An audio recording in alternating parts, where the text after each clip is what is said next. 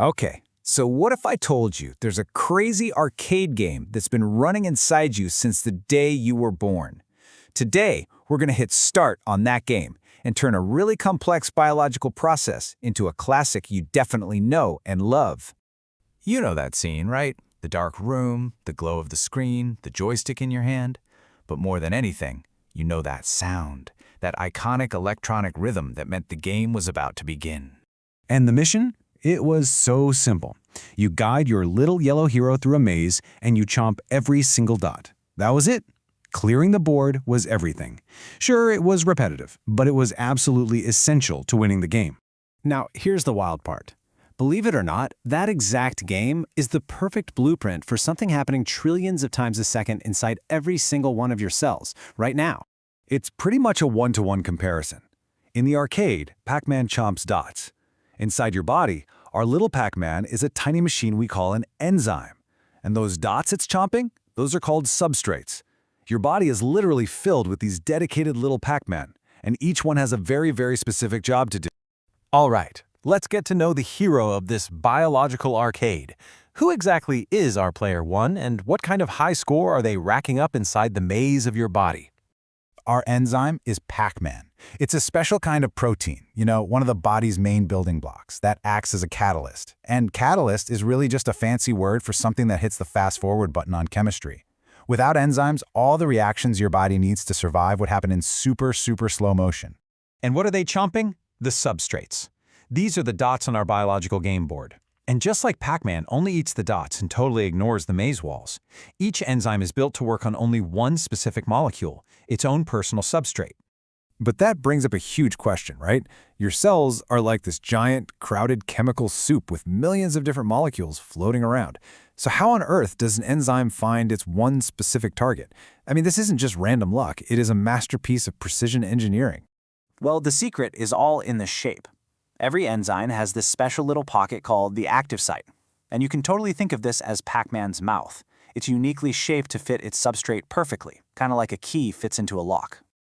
Okay, so the enzyme finds its target. Now it's time for the most important moment in the game, the chomp. And it turns out it's less like a key fitting a rigid lock and a lot more like, well, like a hug. In textbooks, you'll see this called the induced fit model. But honestly, a much better way to picture it is as an enzyme-substrate hug. It's not a stiff connection. It's an active, dynamic embrace that actually changes everything.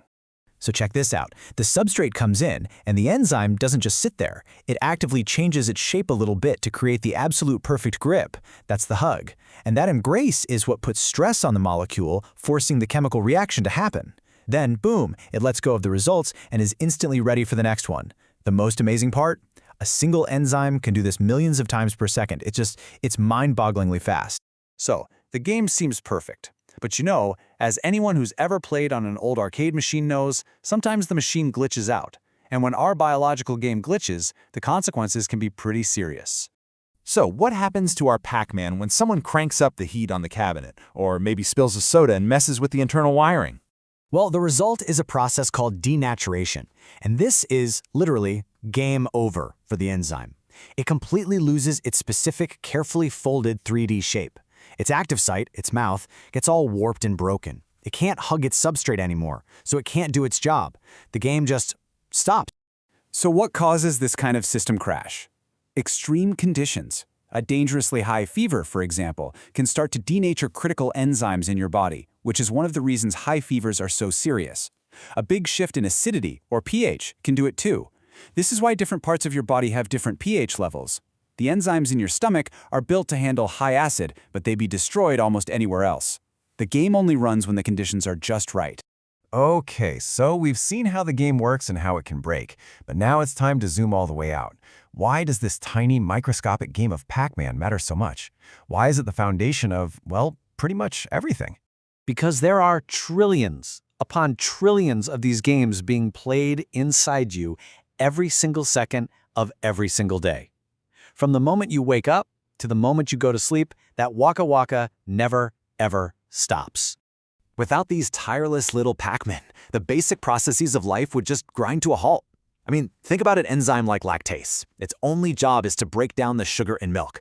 Without it, a bowl of ice cream suddenly becomes a huge problem. Digesting your breakfast, building new muscle, even just thinking. All of it depends on these reactions happening at lightning speed. Enzymes are the biological speedrunners that make our lives possible.